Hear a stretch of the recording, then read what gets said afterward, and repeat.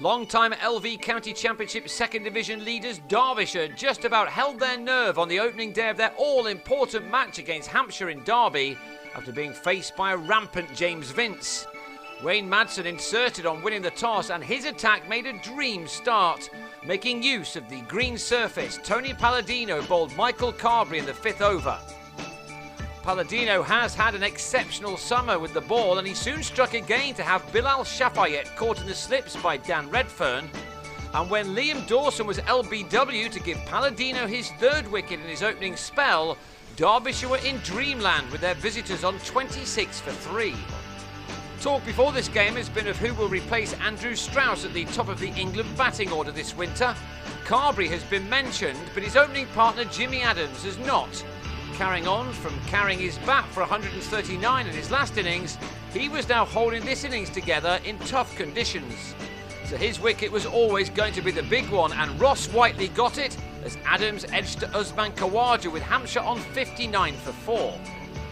Derbyshire have seen their lead at the top of the 2nd Division table whittled down to just a point, and their defeat to Kent last week has left them just 6 points clear of 3rd place going into this final game. Promotion for the first time in their history is still in their own hands though, and so they could have done without Vince producing his best innings of the summer.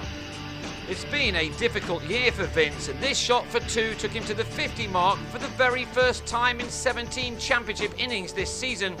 Indeed, he'd scored only 277 runs in his previous 16 knocks, and so he would have been thrilled to get to a 50 off only 46 balls. Hampshire's own promotion chances had disappeared in their last match, a defeat to Essex, and there had been some pre-match talk of resting 1 or 2 of their players ahead of this weekend's CB40 final against Warwickshire. That would have played into Derbyshire's hands, and in the end the visitors arrived with a strong side, and Vince and Sean Irvine played some delightful strokes now as they started to rather undo all the impressive work by their hosts earlier in the day.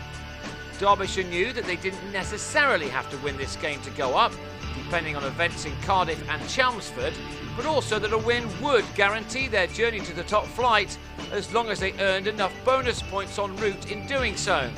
Irvine posted a 50 of his own, while Vince was superb in moving into the 90s and sharing in a 6th wicket stand of 136 in 33 overs with the Zimbabwean. So Derbyshire desperately needed to end this partnership, and that job was left to David Wainwright as Irvine finally made a mess of a reverse sweep and was bowled for 61. However, Vince was not to be denied, and a lovely drive through the covers took him to 3 figures, probably to cheers from Yorkshire and Kent. That was his 18th 4 from the 128 balls he'd faced in what was a dominant performance from the 21-year-old former England Lion, who has slipped down the pecking order this year. He would have been bitterly disappointed to give his wicket away on the stroke of tea, driving a wideish ball from Whiteley into the hands of Khawaja, but his 114 had certainly given Derbyshire something to think about. They now also had a 2nd bowling bonus point. If games are drawn, that might still be crucial, and they added a 7th wicket as Chris Wood clipped Tim Groenewald's 3rd ball after tea to mid-wicket. How the home side now needed to finish things off rapidly. Instead, they were frustrated by Michael Bates and David Balcombe, who, not always using the middle of their bats, added 37 runs for the 8th wicket. Balcombe has to be one of the most improved batsmen of the season. He was left not out on this occasion as Derbyshire took the last 3 Hampshire wickets in the space of 10 balls. Wes Durston's first delivery was too good for Bates, who edged to Khawaja.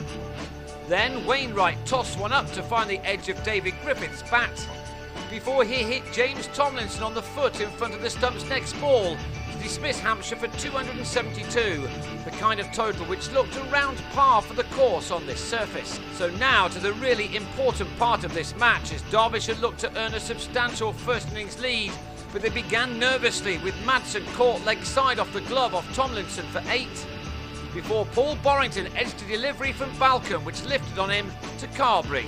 He was out for 4, and that left Derbyshire on 14 for 2 with 11 testing overs of the day remaining.